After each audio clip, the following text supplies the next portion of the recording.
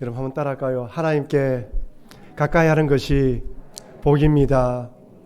여러분 우리가 주일마다 모여서 예배드리는 이유가 무엇입니까? 하나님을 예배하는 인생, 하나님을 찬미하는 인생이기 때문이죠. 근데 여러분 하나님의 은혜가 임하면 우리의 영혼이 소생하고 우리의 힘이 생기면서 살아갈 방향이 정해집니다. 그래서 여러분들이 주님 존전에 왔을 때 늘 엎드려서 기도한 제목이 무엇입니까? 주여 저에게 은혜를 주십시오. 우리를 불쌍히 여기십시오라는 제목이지 않습니까? 여러분 하나님의 은혜가 아니면 절대로 우리는 살아갈 수 없습니다. 그래서 여러분 은혜의 자리, 기도의 자리, 말씀의 자리를 사모하시고 늘 그 자리를 사모하시면서 나오시기를 바랍니다. 한번 따라할까요? 갑절의 영감을 구합시다. 지금 이 시대는 갑절의 영감이 아니면 살아갈 수 없는 시대입니다. 여러분들 성경 인물 중에 여러분이 가장 좋아하시는 성경 인물은 누구입니까? 여러분들이 있죠. 그렇다면 선지자들 중에서는 어떤 분을 가장 존경하십니까? 또 떠오르신 분이 많이 있습니다. 그렇다면 엘리야와 엘리사 선지자들 중에서는 어느 분이 더 위대하신 것 같습니까? 자, 이 질문에 대해서는 우리가 쉽게 답할 수 없습니다. 두 분 다 위대하시고 선지자들 중에서 누가 더 위대하다, 누가 덜 위대하다 말할 수는 없는 것이죠. 하지만 유대인들은 엘리야 선지자를 좀 더 위대한 선지자로 생각하고 존경하는 것 같습니다. 사실 성경을 자세히 읽지 않으면 엘리야와 선지자가 이 사역을 한 것인지 엘리사 선지자가 이 사역을 했는지 헷갈리는 경우도 많이 있습니다. 제가 여러분들에게 몇 가지 질문을 드릴 테니까 한번 답을 해보십시오.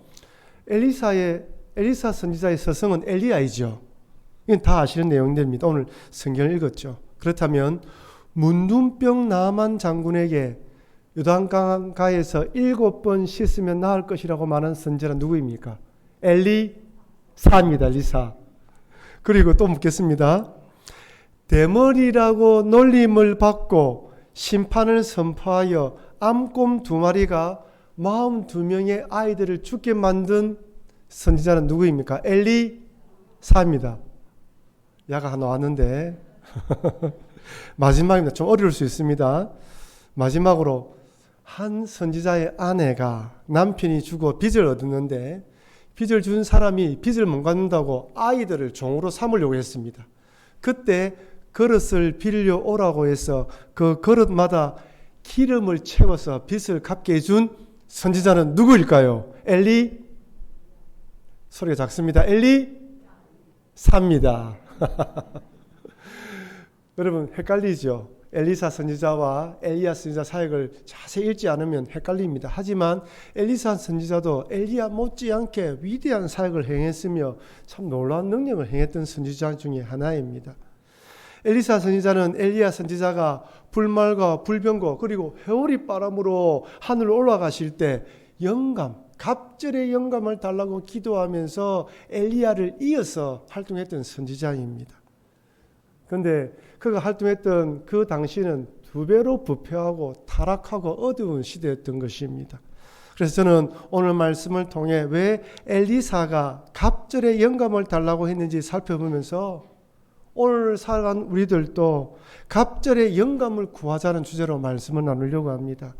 하나님께 가까이 하심으로 성령 충만하고 갑절의 영감을 받아야지만 여러분 세상 한번 돌아보십시오. 사단 마귀가 얼마나 판을 치고 있는지 보통 믿음으로는 믿음을 지킬 수가 없어요. 갑절의 영감, 성령 충만하지 않으면 살아갈 수 없는 시대를 살아가고 있습니다. 그래서 여러분들이 개인적으로 기도할 때마다 그리고 교회에서 여러분 수요 기도회 요즘 너무 뜨겁죠. 지난주에는 교회 천장이 날아가는 줄 알았어요. 얼마나 크게 막 주여 부르고 기도했는지 뜨겁게 기도하고 있습니다. 수요일 날에는 뜨겁게 함성을 지르고 기도하는 날이고 금요일 날에는 조용히 오셔서 7시 반부터 9시까지만 그 전에 오시는 분도 있습니다. 저희 교육자들이 세팅을 다 해놓기 때문에 오셔서 조용히 앉아서 기도하십시오. 여러분 집에 있으면 TV, 핸드폰 때문에 기도가 잘 되지 않지 않습니까? 늘 새벽 기도 오시는 분도 계시지만은 그러나 그런 시간대에 오셔서 성도들과 함께 기도할 때 정말 갑절의 영감이 생기고 성령의 충만으로 채워주시는 것입니다. 그러니 여러분 지금 이 시대는 보통의 은혜는 안 되고 갑절의 은혜로 살아갈 수밖에 없는 시대임을 기억하시면서 갑절의 은혜를 구하시는 여러분과 제가 되길 주의 이름으로 축원합니다. 엘리사에 관해서 본격적으로 살펴보기 전에 여러분 엘리야의 영적 침체에 관해서 한번 살펴보도록 하겠습니다. 지난주에 살펴보았듯이 과부의 아들을 기도로 살려낸 엘리야는 열왕기상 19장에 갈멜산에서 바알 선지자들과 영적 대기를 벌이죠. 제단을 쌓아놓고 물을 흠뻑 젖은 그 제단 위에 하나님께 기도하자 하늘에서 불이 내려서 제단에 불이 임했습니다. 바알 선지자들이 하루 종일 몸에 피를 내면서 흠집을 내면서까지 바알에게 기도했지만 응답이 없었는데 엘리야 선지자가 그렇게 기도하자 하나님께 불이 내렸습니다. 얼마나 놀라운 일입니까? 그리고 난 뒤에 3년 반 동안 비가 오지 않았는데 엘리야가 기도하자 저 끝에서 작은 구름이 몰려오더만은 억수같은 비가 쏟아집니다. 기근이 해갈되는 것이었던 것이죠. 얼마나 놀라운 일입니까? 이 일로 통하여 엘리야 선지자도 얼마나 기뻤습니까? 그런데 이렇게 기쁜 엘리야 선지자가 내려오는 도중에 이세벨 왕비를 만났는데 이세벨 왕비가 협박을 하죠. 당장 당신 내일 생명이 끊어질 것이다. 협박을 하자. 그만 엘리야가 그 이세벨의 협박을 받고 영적 깊은 침체에 빠집니다. 이 정도로 하나님의 능력이 임했다면, 이렇게 하나님의 능력이 임했다면 아합 왕도 이세벨도 변화될 것이라고 생각했는데 변화되기는커녕 더 강팍해지는 거예요. 여러분, 악인은 죄송하지만 쉽게 변하지 않습니다. 애굽의 바로 왕을 보십시오. 끝까지 가지 않습니까? 홍해에 군대가 수장될 때까지 그 강팍함을 변하지가 않아요. 여러분, 악인은 쉽게 변하지 않습니다. 그런데 이 엘리야는 그 악인들이 쉽게 변할 것이라 생각하고 그들이 변하지 않자 그만 자기가 시험에 빠진 거예요.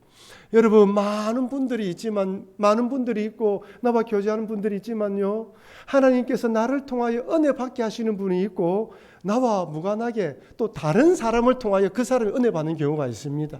그러니까 나와 관계를 맺을 때 나와 좋은 관계를 맺는 사람에게 감사하고 그렇지 않은 사람에 대해서는 다른 분에 맡겨야 되는 거예요. 그 사람이 변화되지 않는다고 내가 실망에 빠지면 안 되는 것이죠. 그런데 엘리야는 큰 능력을 행하고 난 뒤에 변하지 않는 세상, 변하지 않는 이세벨, 변하지 않는 아합 왕, 변하지 않는 현실을 보고 큰 실망에 빠지고 영적 침체에 빠졌습니다. 하나님은 하나님께 모든 선지자는 다 죽고 나만 살았다 하면서 착각에 빠져서 죽여달라고 외치지 않습니까? 공황장애에 찾아온 것이죠. 너무나 강렬하게 두려움과 공포감이 엄습해오자 공황장애가 찾아온 것입니다. 그리고 결국 광야를 거쳐 로뎀 나무까지 도망칩니다.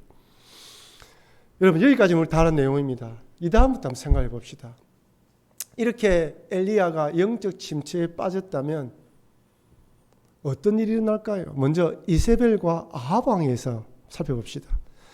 이세벨이 갈멜산에서 엘리야와 바알 선지자들이 대결했다가 바알 선지자들이 다 죽었다는 이야기를 들었습니다.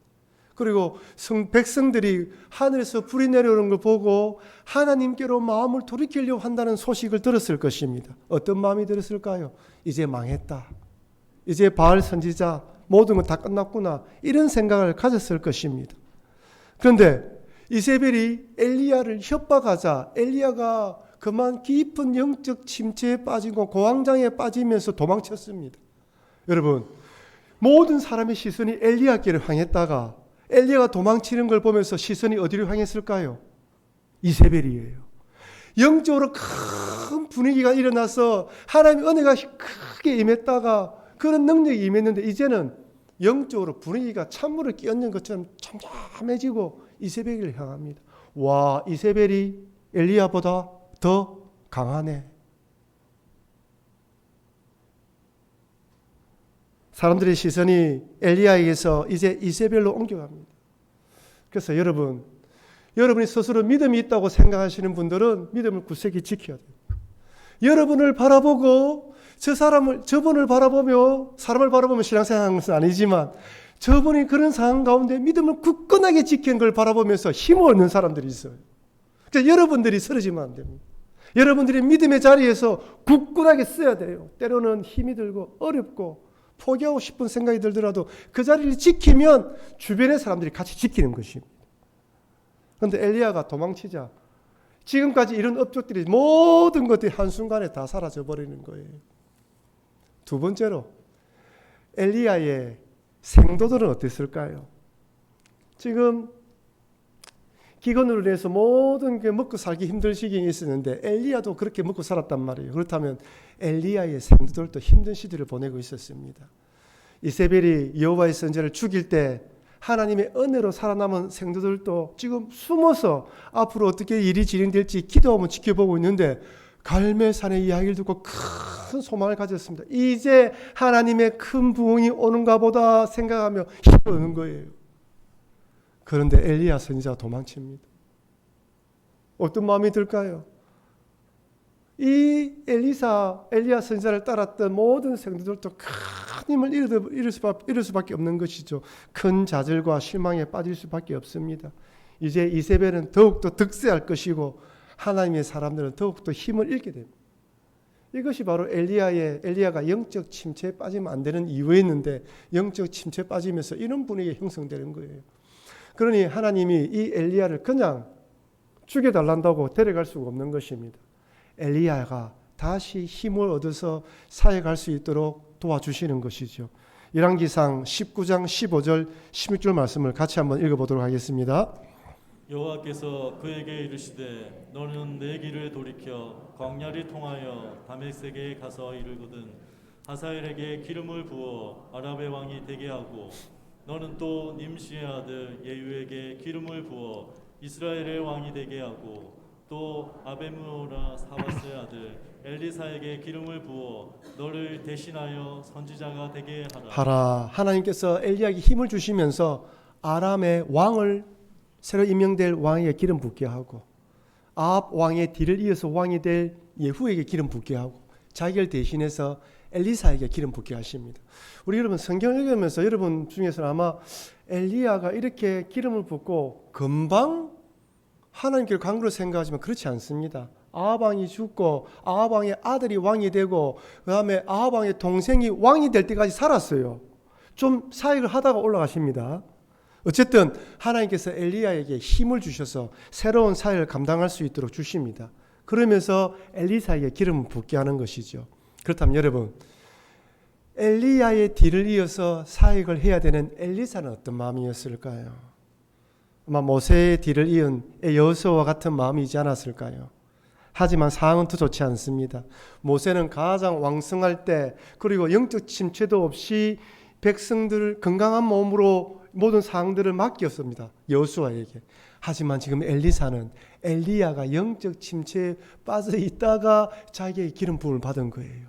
그리고 앞으로 자기가 사역할 나라의 상황은 엘리야보다 더 힘든 상황입니다. 아람의 이 하사엘 이 왕이 이 나중에 쳐들어올 때 얼마나 많이 고통을 당합니까? 예후 왕도 물론 바알 선지자를 다 죽였지만 악한 왕이었던 것은 분명합니다. 그러니까 영적으로 보았을 때 엘리야가 사역하는 시대에 비해서 결코 나은 시대가 아닙니다. 더 힘들고 어려운 시대일 수 있는 것이죠. 그러니 이런 과정에서 엘리사가 엘리야에게 기름 부음을 받을 때는 두려운 마음이 많았을 것입니다. 하지만 엘리사는 엘리야의 부름에 결단하고 순종합니다. 머뭇거림이 없어요. 한번 생각해 볼게요. 이야기하지 않습니다. 그 자리에 따릅니다. 열왕기상 19장 19절 20절 말씀 같이 읽어보겠습니다. 엘리야가 거기서 떠나 사바스의 아들 엘리사를 만나니 그가 12 거리소를 앞서고 밭을 가는데 자기는 12째 거리소와 함께 있더라. 엘리야가 그리로 건너가서 겉옷을 그 위에 던졌더니 그가 소를 버리고 엘리야에게로 달려가서 이르되 청하건대 나를 내 부모와 입맞추게 하소서. 그리한 후에 내가 당신을 따르리이다. 엘리야가 그에게 이르되 돌아가라. 내가 내게 어떻게 행하였느냐 하니라. 아멘. 일단 12결이 소가 있으니까 몇 마리 소를 끌고 농사를 짓고 있습니까? 12결이란 말은 2배의 뜻입니다. 그러니까 몇 마리죠? 24마리입니다. 24마리의 소를 끌고 농사를 짓는 사람이면 부자일까요? 가난한 사람일까요? 분홍입니다. 분홍. 엘리사는 그 당시 성공한 농부였죠. 부모님 재산인지 모르지만 돈이 많은 사람입니다. 이런 엘리사에게 엘리야가 겉옷을 떠났다는 것은 나의 제자가 되어 나의 후계자로서 사역을 감당하라는 것입니다. 지금 부름을 받을 때 분홍으로 부를 것이 없는 삶, 소위 세상 사람들에게 인정받는 삶을 살고 있어요. 굳이 그 고난의 길을 가지 않아도 잘 살 수 있는 사람입니다. 그런데 엘리사는 부모님께 하직 인사를 하고 소를 잡아서 백성에게 나눠주고 엘리야를 따릅니다. 소를 잡고 불살았다는 것은 다시는 돌아오지 않겠다는 뜻입니다. 우리는 그냥 엘리사가 그렇게 결단했는가 보다 쉽게 생각할 수 있지만 여러분이 만약에 엘리사라면 그렇게 쉽게 결단할 수 있겠습니까? 주의 종으로 부름이 아니라 어떤 일에 하나님의 뜻에 따라 부름을 받아도 때로는 두렵고 떨림이 있는데 엘리사는 앞으로 사역해야 될 시기가 어떤 시기인가를 잘 아는 사람이에요. 그럼에도 순종합니다. 누가복음 18장에 보면 부자 관원에 관한 이야기가 나옵니다. 부자 관원이 어느 날 예수님을 찾아와서 영생에 관해서 묻습니다. 예수님, 어떻게 해야 영생을 얻을 수 있습니까? 그래서 예수님이 하나님을 사랑하고 이웃을 사랑하라고 말씀해 주시죠. 그래서 이 부자 관원이 당당하게 이야기합니다. 저는 어릴 때부터 그 말씀을 잘 지켰습니다. 그래서 예수님이 뭐라고 말합니까? 내게 있는 것을 다 팔아 가난한 자에게 주고 따르라. 생명처럼 생각하고 가장 귀하게 생각하고 있는 재산을 다 팔아라는 거예요. 자, 성경은 뭐라고 기록되어 있습니까? 큰 부자이므로 심히 근신하여 떠났더라. 여러분, 영생을 구하는 문제에 있어서도 돈을 버리지 못하는 것이 사람이에요. 그런데 지금 엘리사는 그 모든 걸 다 버리고 하나님의 종이 되어 가장 어려운 시기에 사역하라고 부름을 받았습니다. 그런데 엘리사는 따릅니다. 제가 이 설교를 준비하다가 요즘 신학교마다 미달인 거 알고 계시죠? 신학교에 가려고 하는 젊은이들이 줄어들고 있습니다. 점점점 줄어들 것이라고 생각하고 있습니다. 강도사님들 중에서는 강도사님은 결혼을 해야지만 목사 안수를 받습니다. 사역지가 있어야 되고요. 결혼을 하지 못해서 목사 안수를 받지 못하는 강도사들이 늘어난다고 합니다. 즉 젊은 우리 처녀들이 이제 교역자하고 결혼하지 않으려고 하는 사모를 안 하려고 합니다. 근데 하지만 여러분 이런 시대일지라도 점점 이렇게 줄어든다 할지라도 하나님은 하나님 백성들 가운데에 주의 사명을 감당할 사람을 부릅니다. 그것이 여러분이 될 수 있고 여러분의 자녀가 될 수 있어요. 그때는 여러분들이 적극적으로 지지하며 격려해 주시기를 바랍니다. 1부 때보다 조금 더 소리가 큰 것 같습니다. 쉽지 않죠. 본인도 쉽지 않고 후원하는 것도 쉽지 않습니다. 하지만 하나님은 하나님 나라를 위해서 몸된 교회를 위해서 주의 종도를 부르십니다. 그때 여러분의 자녀들이 여러분의 주변 사람들이 가려고 할 때 깊이 생각할 수 있도록 건면을 하되 결단을 했다면 지지해 주시고 도와주셔야 돼요. 같이 가셔야 됩니다. 이렇게 엘리야가 엘리사를 부른 후 얼마의 시간이 흘러갑니다. 아합의 아들인 여호람이 왕이 되지요. 그러니까 아합이 죽고 그 아들 아하시아 왕이 되는데 병들어 죽습니다. 그래서 아하시아가 아들이 없어요. 그래서 아합의 동생 여호람이 왕이 될 때에 오늘 본문처럼 엘리야가 회리바람으로 올라가는 거예요. 그때 엘리사가 엘리야에게 이렇게 요청합니다. 열왕기하 2장 9절 같이 읽어보겠습니다. 그놈의 엘리사가 엘리사에게 이르되 나를 내게서 데려감을 당하기 전에 내가 내게 어떻게 할지를 구하라. 엘리사가 이르되 당신의 성령이 하시는 역사가 갑전이나 내게 있게 하소서 하는시라. 아멘이죠. 옛날에 제가 청년 때 이 구절을 읽을 때 야, 엘리사는 욕심도 강하다, 많다. 어떻게 이런 요구를 할까? 저는 그런 생각을 했습니다. 그러다가 본문을 자꾸 읽고 주변 상황을 바라보니까 이거는 어떤 욕심이 아니라 절박한 심정으로 사역을 잘 감당하도록 하기 위한 하나님의 은혜를 구하는 심정이구나라는 깨닫게 되었습니다. 엘리야보다 더 힘든 시절을 사역해야 되기 때문에 주의 은혜가 아니면 안 되기 때문에 은혜를 구했던 엘리사인 것입니다. 앞서 언급했다시피 영적으로 더 어둡고 힘든 시대를 살아가야 됩니다. 여기서 갑절이라는 히브리어는 두 몫이라는 뜻이 있어요. 여러분, 유대인들은 유산을 나눌 때 장자에게는 차자보다 몇 배? 2배를 줬어요. 그러니까 전 재산을 3등분으로 나누어서 2몫을 장자에게 주고 1몫만 차자에게 줬던 것이죠. 그러니까 여기 엘리사가 엘리야에게 갑절을 달라는 것은 2몫을 달라는 것이고, 또 다르게 표현하면 후계자로 삼아 달라는 것입니다. 그리고 갑절의 능력으로 이 사명을 감당해 달라고 하는 것이죠. 여러분, 오늘 본문의 엘리사의 이 고백은 마치 예수님 당시 예수님의 제자 야고보와 요한의 어머니가 우리 아들들 하나님 나라고 하면 한쪽은 오른쪽에 한쪽은 한 명은 왼쪽에 올려달라고 청탁한 거 다릅니다.